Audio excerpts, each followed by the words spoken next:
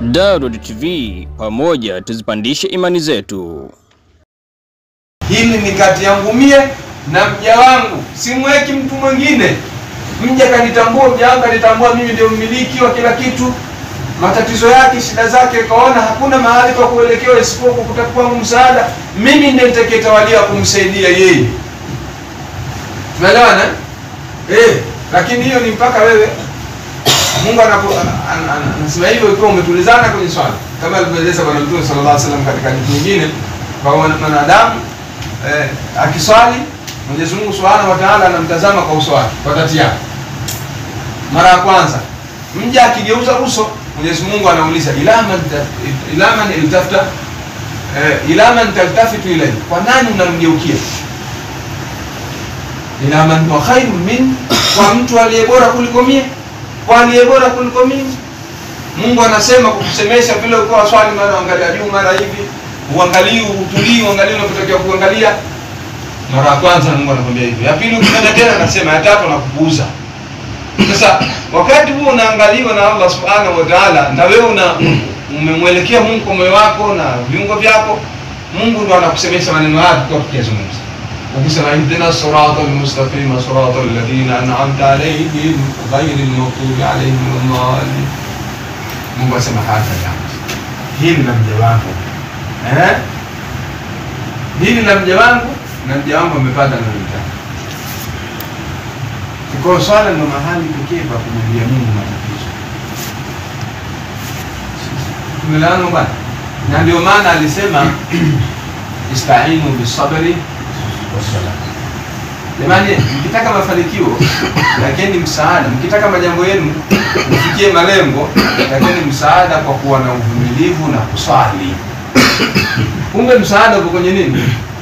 Swala. Sio kwenda kwa mganga, sio kwenda kumkata mtoto wa mtu albino ambaye ni mlemavu wa ngozi mguu kaika dukani kwako au nyumbani kwako, si hivyo.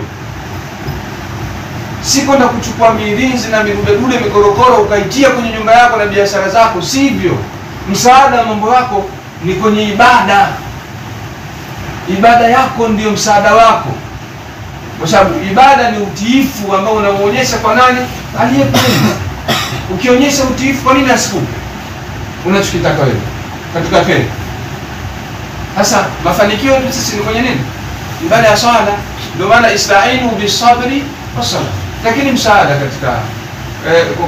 katika majambo yenu kwa kuvumilia na kuswali, wa inna ala kabiratun illa lil khashiyin. Lakini hilo swali ni jambo kubwa, jambo zito, isipokuwa kwa wale ambao ni wanyenyekevu kwa Allah.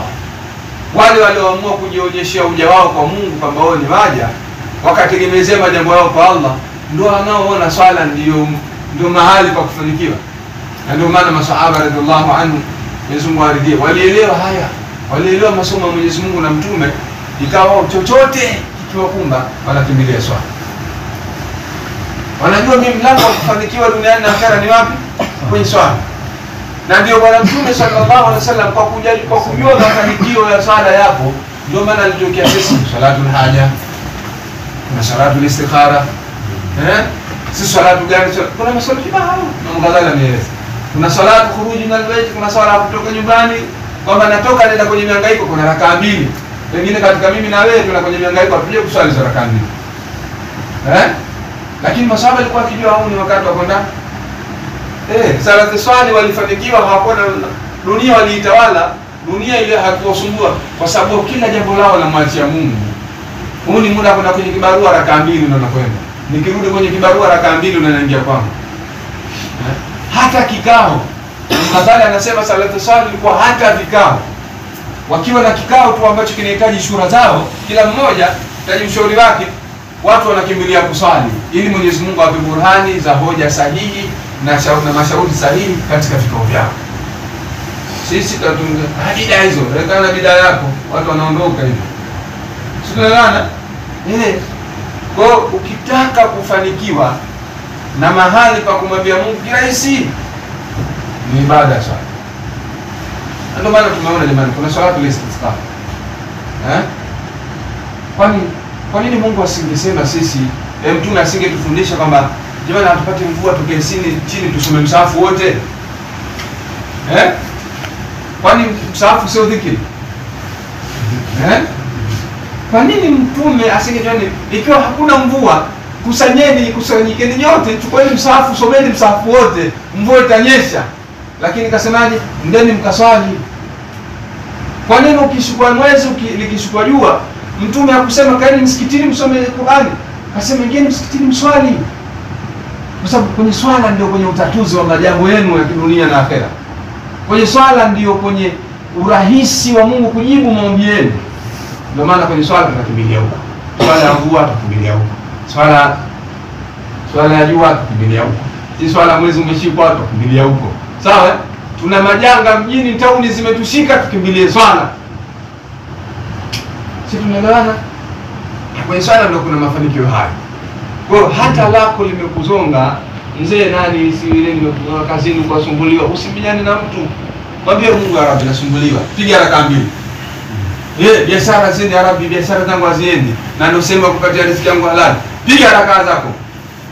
Sema na Mungu katika ibada zako. Ya Rabbi nataka mke, piga raka mbili. Ya Rabbi nataka hili, fanya swali wewe. Soma usiku swali. Mungu atafungua. Lakini pale unapoanza kulalamikia watu, ukaanza kuadhalilikia watu, kwenda kuomba na kugonga vihodi na nini, mara ni kwa mlango kwenye ushirikina, Mungu anakudidimiza. Kwa sababu yeye mwenyewe ameahidi kwenye hadithi kursi, anasema ya ana inda dhanni abdi bi. Sawa? Mimi niko vile mja wangu anaponidhania. Akidhania kwamba mambo yake mimi ndio muendeshaji. Kama ndio muoneshaji, mimi ndio nimempa na ndiye nitakayemuondoshia matatizo. Kama ni neema ndiye nitakayempa. Akidhania hivyo, akipata matatizo ikawa nirudia mimi, akijua mimi ndio matatizo yao ndio sababu ya yeye kupata, basi mimi nitamuondoshia. Lakini akiona nimemuonea na mwache hivyo. Akiona kama mimi sina habari naye, na mimi mwache hivyo. Kwa vile Mungu utakapomweka kwenye moyo wako ndio atakapokuchukulia. Kwa hiyo ibada ya swala ndio kimbilio. Nimalize mazungumzo yangu kwa hadithi aliyosema na Mtume sallallahu alaihi wasallam. Ameeleza Mtume sallallahu alaihi wasallam katika hadithi kuhusu muhimu sana. Sisi vijana tunahangaika kutafuta maisha. Mpaka tunafikia mahali tunahangaika na makazi ya watu, kazi, biashara, tutumwa tu na nini. Mpaka inafika mahali ibada zinapita. Ukiulizwa tuko busy na kazi. Tuko busy na hii tutapoteza. Mtume anasema kwamba Mwenyezi Mungu Subhanahu wa Ta'ala anasema katika hadithi kusi. Na lengo la kusema ni kutufundisha sisi Mtume sallallahu alaihi wasallam. Anatufundisha sisi bwana Mtume sallallahu alaihi wasallam. Asema Mwenyezi Mungu inna Allah tabaraka wa Ta'ala yakulu. Mwenyezi Mungu anasema ya ibn Adam, ewe mwanadamu, ambaye ni mimi na wewe na mwingine. Ya ibn Adam, ewe mwanadamu, tabadra ali ibadati, nyenyekea kwenye ibada zangu, kuwa na utulivu wa moyo na viungo vyako kwenye ibada zangu. Moyo wako na akili yako, fikra zako ziweke kwenye ibada zangu. Nyenyekea, kuwa dhalilika kwenye ibada zangu, itoe kwa ibada zangu, jiweke mahali ambapo wewe si chochote kwenye ibada zangu. Nyenyekea, kuwa dhalili. Faida nitakayokupa, amla sadraka bika, nitajaza kifua chako kujitosha. Faida moja, mtu kufanya ibada nzuri, ibada iliyokubalika na iliyokamilika, ibada ambayo kamfanyia hakufanya ibada hiyo kamfanyia Mungu pekee, basi Allah Subhanahu wa Ta'ala anajaza katika kifua chako kujitosha. Sawa? Maana kujitosha maana yake humhitaji mtu kwenye majambo yako, humhitaji Allah pekee.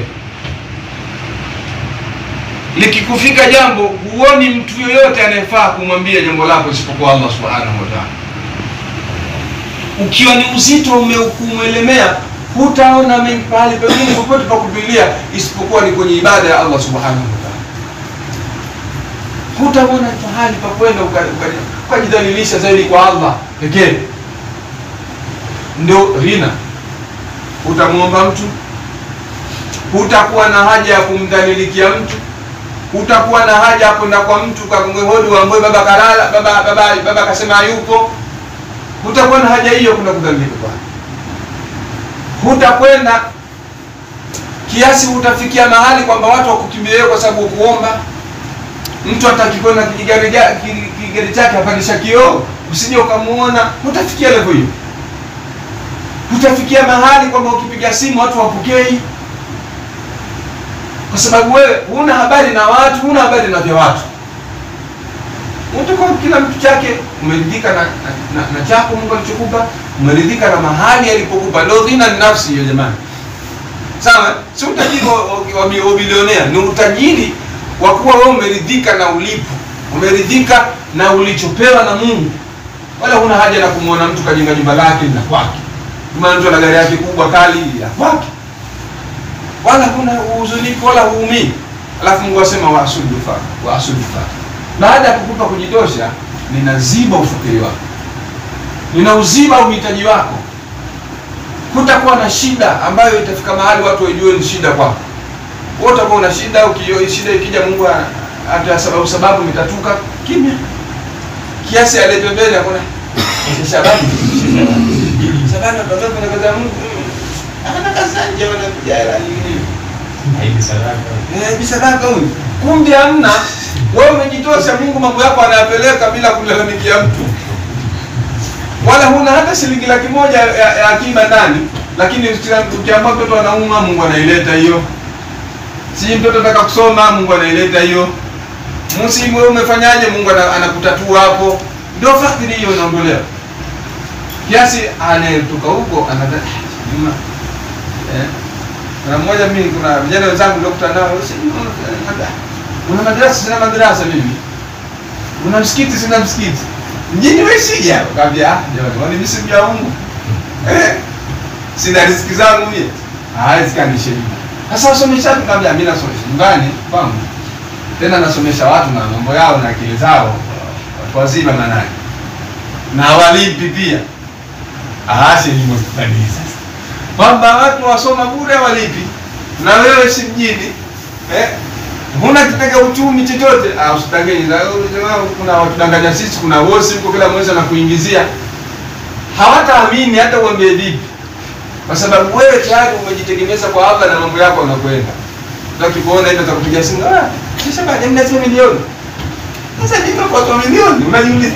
Mimi Shabani wakuuliza na mimi kwa milioni. Lakini mtu kafika mbali, mbona Shabani haombi? Mbona Shabani yuko hivi? Mbona yule bwana atakwambia tu? Kwa anahisi wewe kuna mzizi, kuna system ya kuingizia. Kumbe wewe system yako ni Allah mwenye system zote ulimwenguni. Kwa hiyo ukiwa mfanya ibada na ukinyenyekea kwenye zile ibada vizuri, ukasifanya kwa adabu, kwa utulivu, kwa taratibu anazotaka Mungu, basi kwanza na kwa utulivu wa moyo ndio kujitosha, alafu kisha anaziba shida zako. Shida zako zinaisha kwako. Hakuna mtu anajua shida zako. Sawa sasa hapo utakuwa unajiandaa kutatua shida zako. Maana hapo utakuwa zako hazijui, itabidi ukuleteza kwao. Sasa usiwe naye batili bwana. Fanya za watu. Mungu pia atazitatua kwa sababu yako. Lakini Mungu anasema wa illa tafa, usipofanya hivyo. Maana usiponyenyekea kwenye ibada. Ukafanya ibada unapotaka wewe. Ukafanya ibada usiyoijua. Unafanya ibada wewe uko Kinondoni ndio umeswali msikiti hapo wa Shabani Mtambani, lakini akili yako kwa Kariakoo, ndio biashara inaendaje? Unawaza wapi? Ndio ibada hiyo. Hiyo Mungu haitaki. Mungu asema usipofanya ibada hiyo unamtaka. Kwa maana usipofanya ninapotaka, usiponyenyekea kwenye ibada zangu, usipokuwa na utulivu na khushu, basi amla yadayka shughla. Subhanallah. Nitajaza mikono yako shughuli nyingi. Nitakushughulisha. Nitakupa mashughuliko ya dunia, utateseka na ulimwengu. Ndio pale mnamwona mtu kila afanya kazi aidumu, aishi, imekufa, afanya kazi au afanya kazi nyingi lakini hapati. Hafiki kwenye lengo. Wala asudda faqra. Mungu asema na sizidi uhitaji wako. Ndio pale unamwona mtu afanya kazi ya halali. Hangaika huku na huku. Akija mwenyewe anajitolea shilingi nafanya kazi sana, najichukua sana.